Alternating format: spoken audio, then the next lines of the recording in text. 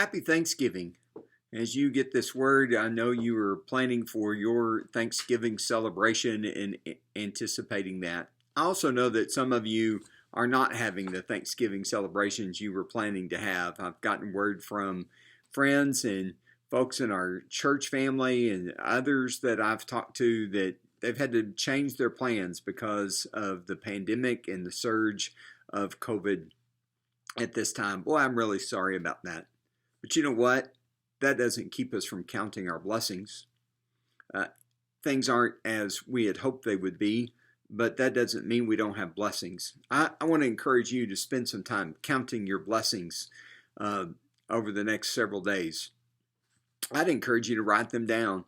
I find myself doing that most years. I'll just take some time and start writing down things I'm thankful for. Uh, sure, you start doing that, and you can think of all the big things, but then you start thinking of smaller things. Maybe things you're not typically saying you're thankful for those things, like a toothbrush or a comb, um,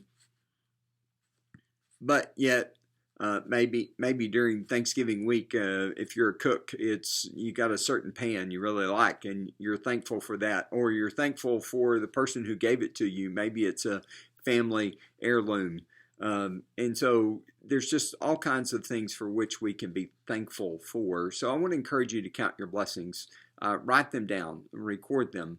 Um, Take a sheet of paper and say, I'm not going to stop until I fill up the sheet of paper. And I would just encourage you to do that. It'll be a great exercise for you. A lot of ways we can count our blessings. We just finished a series of sermons called Living at the Speed of Jesus. Um, and we live in an age and a time of hurry. It's go, go, go. We all feel it all the time, most likely. I know some people who don't. They just kind of move along at their own pace. They don't get ruffled. They're not in a hurry.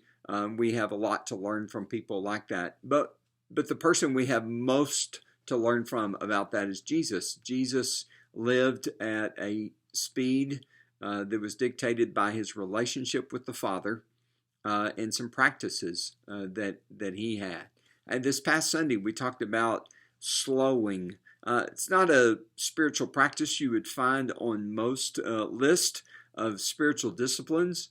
But it's just that process of slowing down. I'm thankful to John Mark Caton in his book, The Ruthless Elimination of Hurry, for introducing me to this one. But you'll find it in the writings of some other spiritual discipline writers. But just to slow down, I realize even the holidays can be some days of hurry, and there's a lot to do, and all the meal, and but take a breath, slow down. There's some other practices as well. We talked about Sabbath. Do you observe the Sabbath? And observing the Sabbath is one of the 10 Commandments. God gave it to us. Jesus practiced it. It's there for us. It's for our benefit. Do you observe the Sabbath? Do you have simplicity in your life? I realize we get to this time of year and we start decorating for Christmas and all of the preparations, but perhaps this is a good year for it to be a little more simple than it normally is for you, and you can slow it down a little bit, trim it down a little bit, and it's simpler. Maybe that's better for you this year. Another practice that helps us to live at the speed of Jesus is silence and solitude. Well, I've got one kid home from college, another one about to be home from college. A married kid and her husband at our house. I can tell you this, my house is louder already than it is with just typically Valerie and I. It's wonderful, but moments of silence and solitude to be alone with the Lord are harder to find in times like these. Your house may have more people in it too, or everybody's at least home from work and school and those routines, and so it's a little harder to find silence and solitude.